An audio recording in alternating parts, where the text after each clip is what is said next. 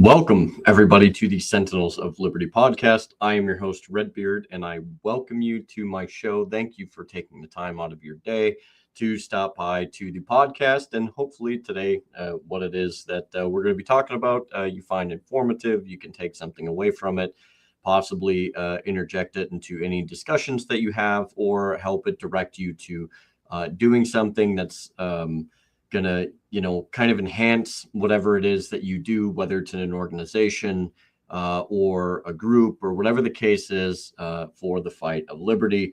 As always, with a lot of these, the style that I'm doing for this episode, it's kind of a mild continuation of my founders warnings.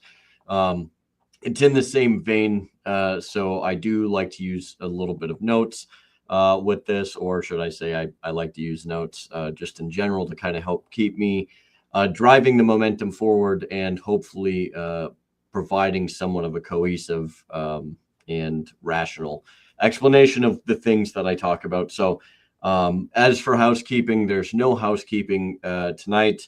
There's nothing really that I have super crazy. I'm going to be trying to, well, I shouldn't say that. I'm going to be experimenting with some different outro music and potentially working on a few other things. I still haven't been able to kind of work out the issues with the thumbnail generator, but I'm working on it.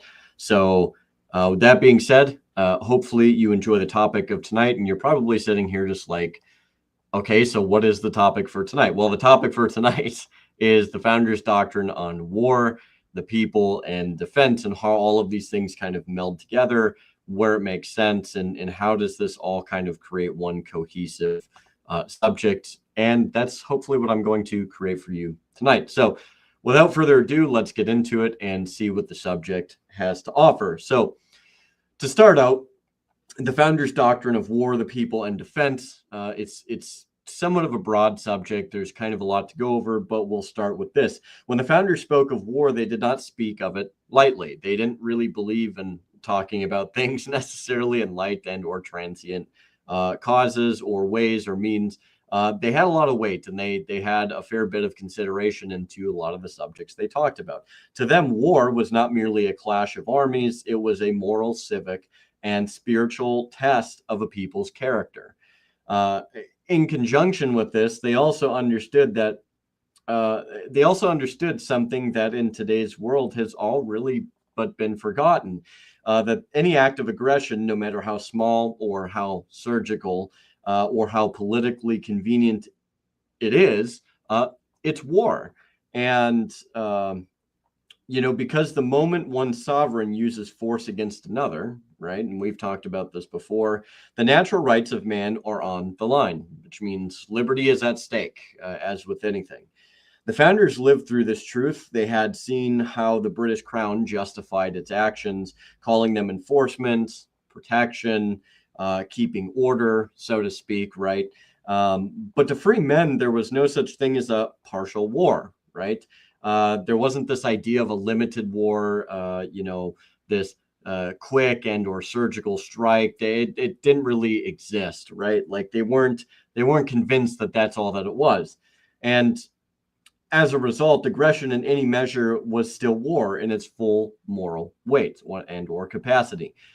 To help kind of drive this point forward, we have Madison that really reemphasizes something I believe that I've mentioned a few times now. But he says, of all the enemies to public liberty, war is perhaps the most to be dreaded, because anytime that there's an institution of war, a declaration of war, which we haven't had for, a very, very long time, decades upon decades, the first to go is typically the people's liberties and rights. And oftentimes they're done in ways that are relatively subtle and pretty much unassuming, if you will. And why is this? Well, because war gives rise to armies. Armies give rise to debts. Debts gives rise to taxes, all of which erode liberty. And those are just a handful of things, and they're not limited to that. But you can kind of see where this goes. And you could get into security, exceptionism in terms of like for your protection, et cetera, i.e. the Patriot Act, and look at all of the disastrous consequences that have come from that. We also have things like the NDAA and so on and so forth.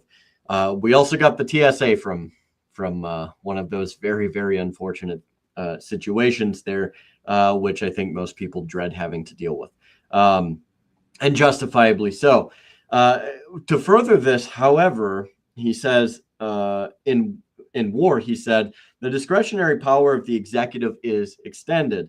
And the means of defense against foreign danger have always been the instruments of tyranny at home. And this is something that has been emphasized and talked about a fair bit when it comes to the founders. And they understood that these means and the instruments of war always typically get turned inwards towards the people. We talked about this a little bit as it pertains to my rebuttal to Pete Hegseth and somewhat of my rebuttal to Donald Trump, or President Donald Trump, I guess, if you're really that worried about titles.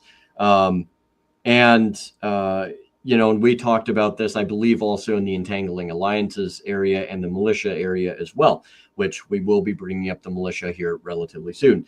I want to press forward a little bit here and go to Amir de Vattel, or Vattel, as most people know this individual by, who says, whose law of nations, or not who says, but whose law of nations guided our founders, defined war as that state in which a nation prosecutes its right by force, not by scale, not by duration. These things were really, they didn't matter, but by force itself, ultimately. And that was enough to make it war. So Vattel is essentially saying, size, scope, scale, whatever it is that you want to try and use to justify, oh, it's just a little pinprick. Oh, it's this, it's that. It didn't really matter. And our founders also adhered to this philosophy, these set of principles, right, as it pertained to war and what these definitions were. It doesn't matter. It's war. Hands down, it's an act of aggression. It is war. And so I think that's really important to kind of keep in the back of our minds as we move forward in this discussion. Now, we're moving on to the people and the militia, okay? And I think this is very important. I did a whole segment on the militia previously. If you really want to dive a little bit more into that too, go back to that episode and kind of check that out and see some of the things I had to say there. But chances are I'm probably going to cover a few of the same things in this section here. So the people in the militia, the founders believed that the surest defense, of liberty was not a standing army, in fact, but rather the people themselves. This was the expectation. George Mason asked, what is the militia? It is the whole people except for a few public officials. So it was the whole people, right? Which means it's me, it's you, it's everybody, for the exception of a few public officials. Richard Henry Lee wrote, a militia, when properly formed, are in fact the people themselves, as I kind of just mentioned, and as George Mason had alluded to, and include all men capable of bearing arms, right? So let me read that one more time by Richard Henry Lee. A militia, when properly formed, are in fact the people themselves, and include all men capable of bearing arms. Notice it says capable of bearing arms. It doesn't talk about any crazy structure. It doesn't say anything to that notion. It's just all men who are capable of bearing arms. And if you go back and you look at the militia episode that I did, I talked about regulation. What is regulation? Well, regulation to the founders, as they understood it and as it was clearly defined in the day, was not the idea of, well, we're regulating your arms. It was the idea that people were properly trained, properly prepared, and properly capable and ready at a moment's notice to address any issues. And so regulation had nothing to do with the idea of what arms you can and cannot have. It had everything to do with the fact of essentially, a properly prepared man and or woman being able to utilize their arms in the proper discourse of defense, right? So moving forward from that, the militia was not just a military structure, right? It was a symbol of civic virtue. It reminded the nation that freedom could never be subcontracted to a professional class of soldiers or bureaucrats. Every citizen had both the right and the duty to defend the republic. Think about that. The right and the duty to defend the republic. This is not something that your professional military simply has. It's not something that your bureaucrats have. No, you do. You have that right. That right is inherent within you. And if you want to get even more into that, again, go back to my militia episode where we also talk about the first law of nature and how that is all combined into things like the Second Amendment and the wider scope of the right to keep and bear arms, the militia, so on and so forth. It's very important to understand these things. The idea had deep roots from Machiavelli's discourses, right? The founders learned that a people who defend themselves remain free, essentially, while those who rely only on mercenaries or standing armies soon become servants to them, right?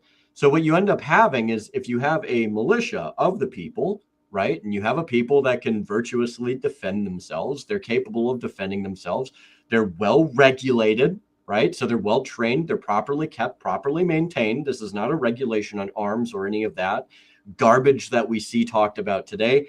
But if you have a proper people that's capable of defending themselves, they maintain liberty, they maintain freedom, and they maintain their republic, right?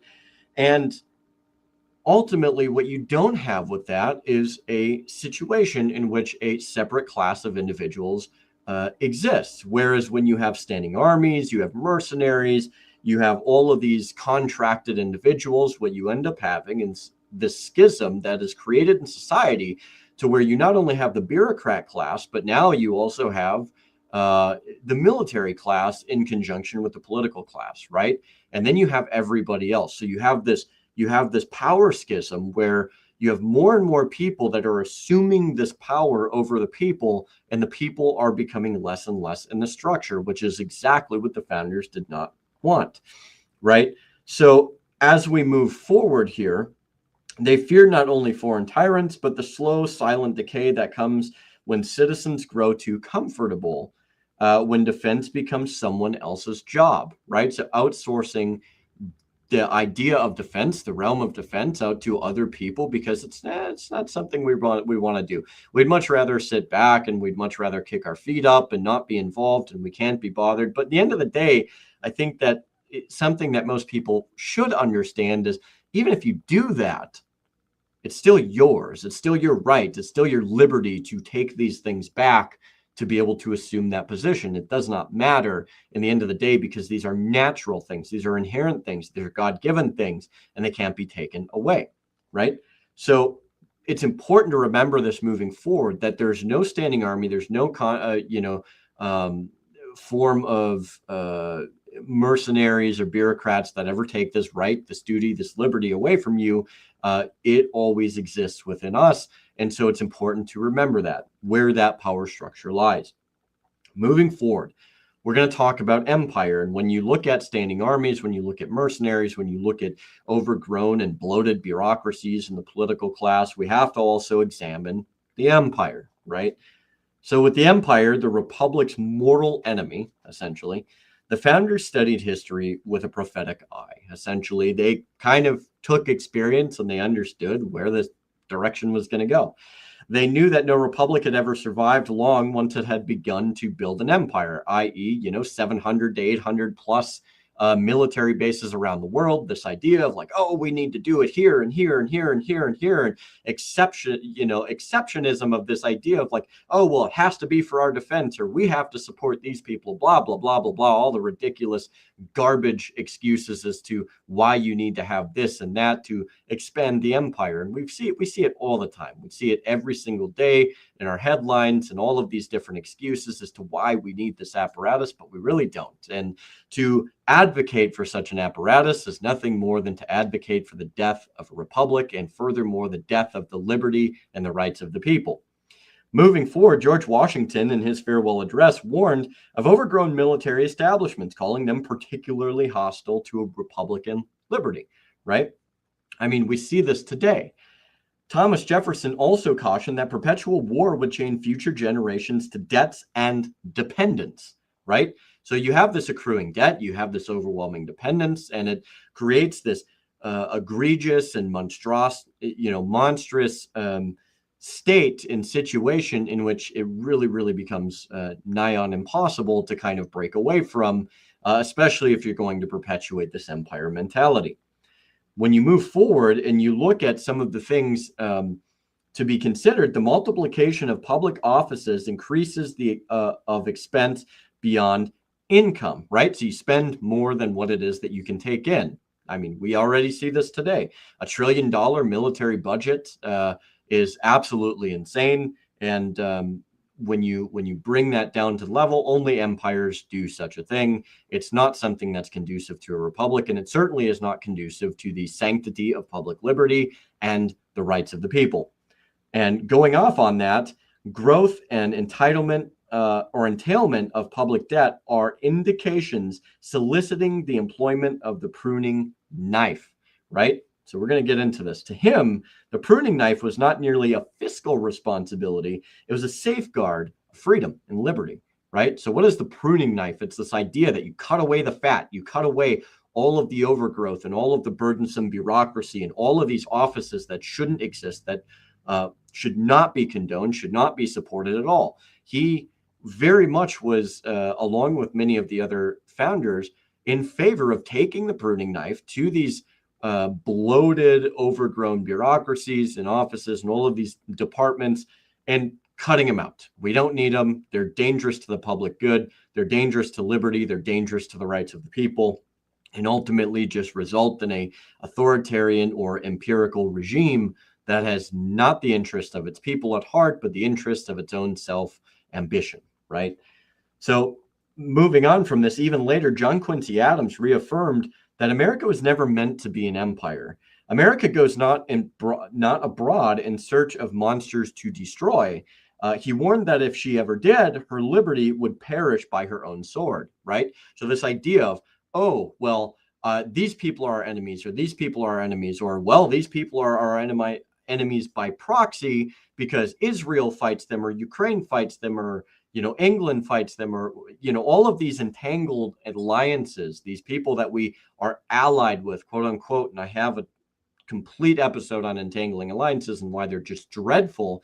But you see where this all goes. It all becomes this bloated amalgamation that just destroys liberty at every breath and every swipe that it takes.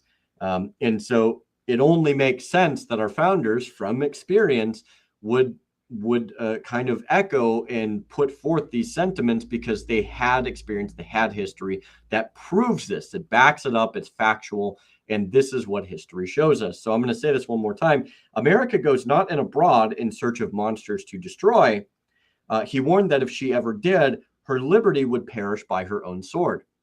What do we have today? We have an overbloated military budget. We have an overbloated defense apparatus. We have something that is completely hostile to not only foreign governments, but also and foreign entities, but also to the American people herself. And I think that's something that we really have to be trepidatious with. Moving forward, they saw Rome, once a republic, become a conquering empire, devouring the very freedoms it once swore to defend. Freedoms, liberty. I like to use the word liberty, but and they typically did too. And when you look at the rights during this time of devouring, people's rights and liberties became less and less and less, and the apparatus of the military and the state grew more and more and more. And they vowed that America would not follow that same path. War, unless purely defensive, was not glory. It was decay disguised as duty. So it was a decaying situation to where it only eroded the American foundation. It did not support it. And they believed in purely defensive wars. They did not believe in wars of offensive nature in terms of going abroad, gallivanting the globe, waging war on whoever it is that we didn't like. And if they didn't do the things we wanted them to do, then that gave us the green light to just go fight whomever it is, whether it was communists or Nazis or whatever the case is. But in the end of the day, the founders fundamentally understood that if you go chasing battles, if you go fighting battles, you will forever be sucked into this vacuum to where the American foundation, liberty and rights, will forever become part of this erosion that later is going to destroy everything it is that we were founded on, everything that creates our base and our principles, right? So it's very important to be very wary of these types of machinations and these schemes and all of these ploys and these plots by any of our governments, who always yearn for this idea of, well, we have to support them, or we have to do this, or we have to be involved in this, because if we don't, then it's going to come here. And the founders fundamentally understood that there were dangers in this world. They were not naive to that. They were not interventionist by nature, but they weren't pacifists. And I explained that as well. They didn't take on this role of pacifism, but they really took this position to where friendship, commerce, trade, goodwill was more of a deterrent with potential enemies and prospective adversaries than just going and seeking war was. And when you sought out war, you tended to multiply your potential enemies and the likelihood of an attack on the homeland. So they were purely about defensive wars. The only caveat to that would have been if you were to repel something on which you could go in a slight offensive, but it was for the purpose of repelling an attack. And so that's something I also talk about, I believe, in my militia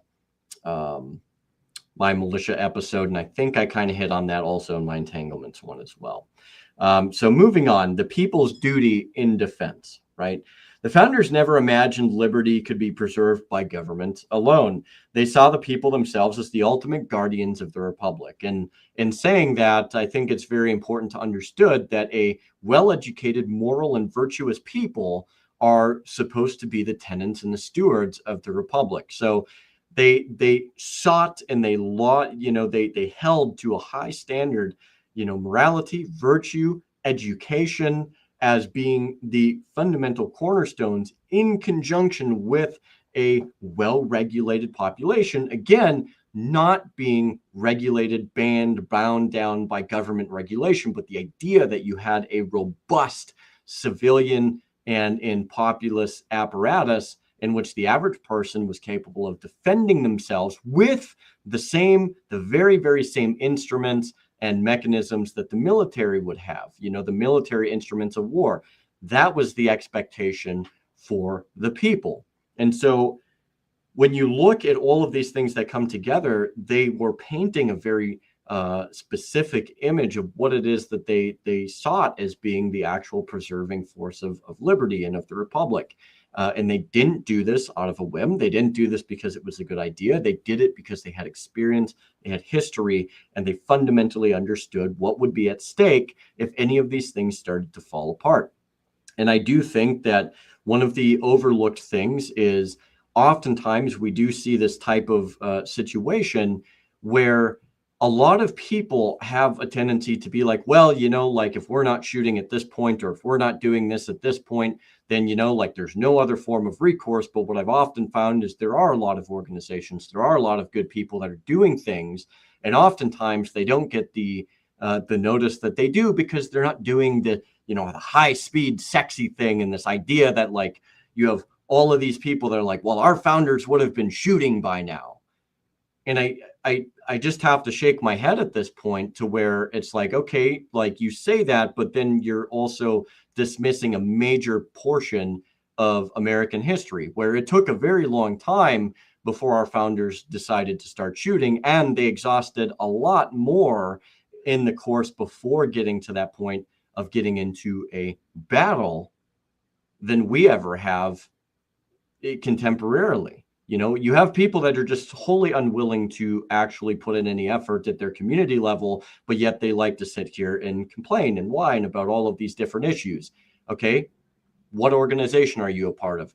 What have you done? Have you made calls? Have you submitted legislation? Have you worked with other people to go towards a common goal? Have you reached out and been part of, something that could potentially help your community or help your state? If you haven't done these things yet, it becomes very, very difficult to actually be convinced of the fact that your idea is any good. And it becomes one of those things to where I found more often than not that the people, in my experience, and I've been part of a few different organizations at this point, the people who most ruckusly call for the most bludgeoning means to an end are typically the people who have really put very little into trying to change anything at all. They scoff at this idea of reading and education and books and all of these other things, all the things, mind you, that our founders advocated for, because they understood that if you didn't fundamentally understand how to try to fix things, your history and anything else, and just simply taking, what somebody else says as gospel, right? That you're going to be directionless. You're going to be a ship without a rudder. And if you go and fight somebody over something that you think that you believe, but you don't fundamentally understand, then what is your plan afterwards? They understood that you had to be educated, you had to have a plan, and you had to have a course of action. And most people don't. So they go for the bludgeoning option versus actually trying to do 100 other things that are completely available. But I digress. It's not simply just my opinion. There was the expectation by our founders that expected people to be well-read, well-educated, of good moral sound virtue. And, it was not the expectation to just run to the ammunition box, if you will.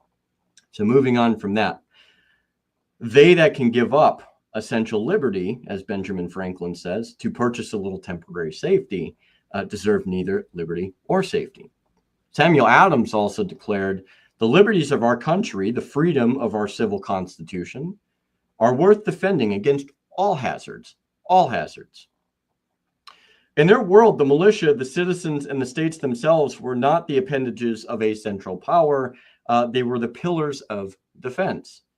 For liberty, if left undefended by the people, it will soon be defended by none. From this, we move into the moral dimension of war.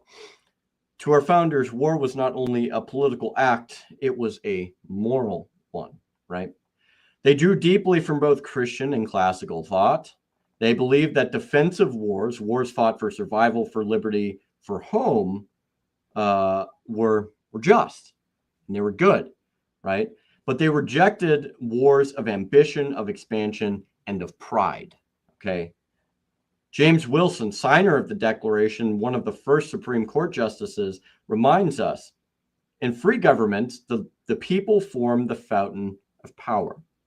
And so only the people, through their representatives in Congress, right, could declare war. Anything else was tyranny in disguise. They knew that once the executive could wage war without consent, the republic was lost. War to them was the last resort of a moral people. I was just talking about that. Not the first impulse of an ambitious one. Okay? The final warning that they talk about in keeping the republic, when Benjamin Franklin was asked of the idea of what kind of government had been given to the new nation, he famously replied, a republic if you can keep it. To keep it meant vigilance.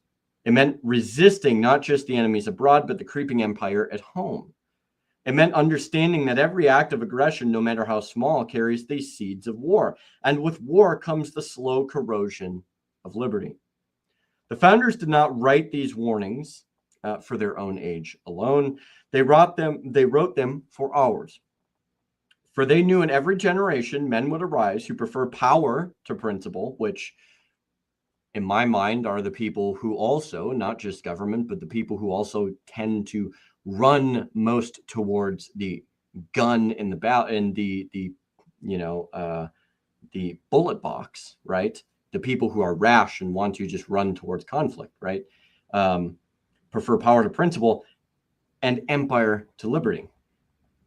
Our duty as free men and women is to remember that the republic endures only when people refuse to be ruled by fear. And when they understand, as the founders did, that the first line of defense for liberty is not in Washington, but in the hearts of the people themselves. So notice that the undertone here is very war resistant, very war resistant. They talk about virtue, immoral, in the heart, They talk about all of these different things. And though it's not mentioned here, right, but I have mentioned it a couple times, despite it not falling perfectly into my notes, they do talk about a well-educated populace numerous times. One, to where if people are properly educated, they can properly move forward and recognize things and be able to take that education and be able to thwart these things and move against these things and be able to act before the very, very final solution being war, right? So in the end, war to the founders was never glory. It was a necessary evil to be avoided if possible, endured if just, and resisted when it becomes the tool of tyranny. Free people must never forget that the surest way to lose liberty is to fight too many wars in its name. And that's where I'm going to round off the presentation here tonight regarding the founders' doctrine on war, the people, and defense. I'm going to take a moment here to kind of just add a little bit of dialogue here to where I feel that we're in a situation where there's a lot of hopelessness in society, and not just American society, but society in general. There's a lot of hopelessness that I think a lot of people put themselves into without the government even having to do anything. They've so convinced themselves that it's a fight it can only be solved one way, or it's a fight that's not worth fighting, or it's a fight that is, well, we can't do anything about it here. We can't do something about it in this moment. We can't possibly, begin to even stand up or do anything that's going to make any difference whatsoever. But in the end of the day, that flies in the face of what the founders understood. And so many of these things that are being said are things from people who talk about liberty and talk about, many of the pieces of wisdom that our founders had, and it just flies in the face of that. They understood fundamentally that doing nothing, right? That doing nothing is the worst thing.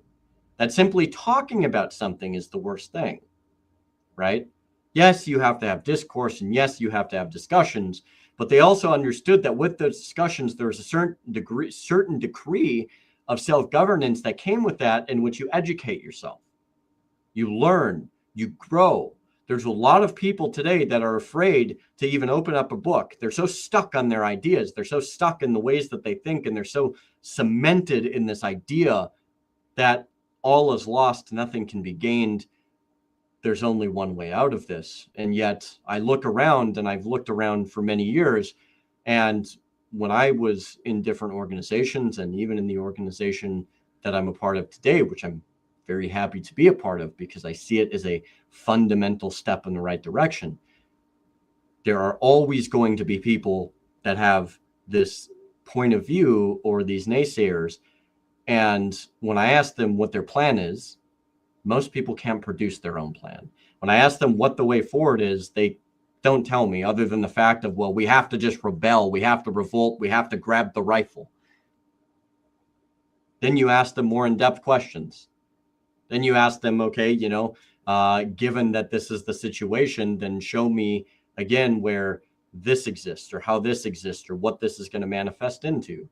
It's not a challenge necessarily put forth to people to demean people, but it's the idea of hoping that there's some form of compass that can be put forth in order to help people kind of find their way.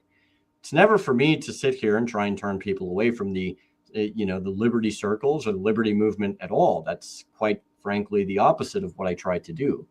But when I do see rash, impulsive, hyper emotional behavior, I'm not afraid to call it out either. There's this idea that there's no good men anymore, that good women simply don't exist, that all can't be done because in this moment that we're a decrepit, destroyed society. But in any terrible society, there have been people that have stood up. And the thing of it is even in these societies, they very seldom ever do get any acclaim. They very seldom get any recognition whatsoever. But I've met and I've personally talked with so many different people, many of whom I've had on my podcast, people who do try to do something, who are working to try and do something for the betterment of their communities. And so I'm not going to denigrate the idea that they're not doing something simply because people don't see it. I just think people have gotten to a point to where they're so burnt out, they're so hopeless, they have no hope, that they refuse to see it, that they want to live in this realm of just darkness. And in the end of the day, if you talk about hope, well, I have hope in my faith. There's one arbiter of hope that I have, that I will always have, and he exists. It's my God. I have hope in Jesus Christ, my Savior, but I also have hope in the fact that what I see around me, the people that I deal with on a regular basis, these are amazing people. They're great people. The people at the American Liberty Caucus, the great people that I've had the fortune to, like Rebecca Whiting, to be able to meet and converse with, Thomas Edlam, Scott Horton, my buddy Blake, right? And so many other people that I've had the great fortune of being able to have here to give their opinions, to put forth their perspectives, to add to this conversation, but also to see these people go forth and make these difference in their communities. That is important. These are people that are trying to do something. They're people, and Sean Kennedy, another great example, who's the chair of the American Liberty Caucus. He's the chair of it. He's a guy that kind of, he helped put this whole thing together. In the end of the day, I'm here to tell you that we have to create hope sometimes. We have to be willing to step into that fire to be that hope for somebody else. We have to find a reason to keep breathing. We have to find a reason to keep moving forward. We have to find a sense of hope to bring us direction, right? And in the end of the day, to me, it's not hopeless. I spent too much of my life believing that something was hopeless. I've seen the other side. I've been to the other side. I've been of a very statist mindset before. I've been in this situation to where I cheered on the empire for doing things and wanted the American apparatus to be the entirety of the world, right? Like I was blind, right? But once you wake up to it, once that crack forms, you can't unsee it.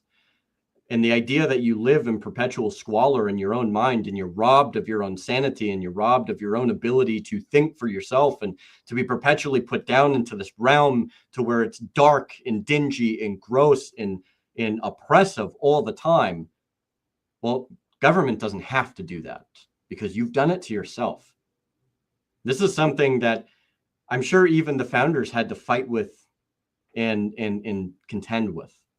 But they found a way forward. And that is what I try to do every single day, is to find a way forward. And I encourage every single person to move forward, to carry that torch forward, to be that difference, to get in the fight and not just talk about it. There's always a place that we can work from. There's always the ability of where we can start to pivot and make ourselves useful. But a lot of people are afraid of being useful. They're afraid of rejection. They're afraid of failure. They're afraid of the fact that it might not actually amount to something. And you're going to have that. You're going to have good days and you're going to have bad days. But in the end of the day, if you're not trying to be that difference, well, then you're just going to be the person sitting on the street corner whining about how terrible your life is, when you are the main proponent within your life, right? And for me, it's not just me. It's also the will of God, right? I would say that he's more of the proponent in my life than necessarily I am at times, right? So with that being said, I do want to go back and share a quote, one of my favorite quotes, matter of fact. And I think you guys are going to know exactly where this is going. And it's simply this. It's my favorite Bible verse. It's 2 Corinthians 3:17. Now the Lord is the Spirit, and where the Spirit of the Lord is, there is liberty.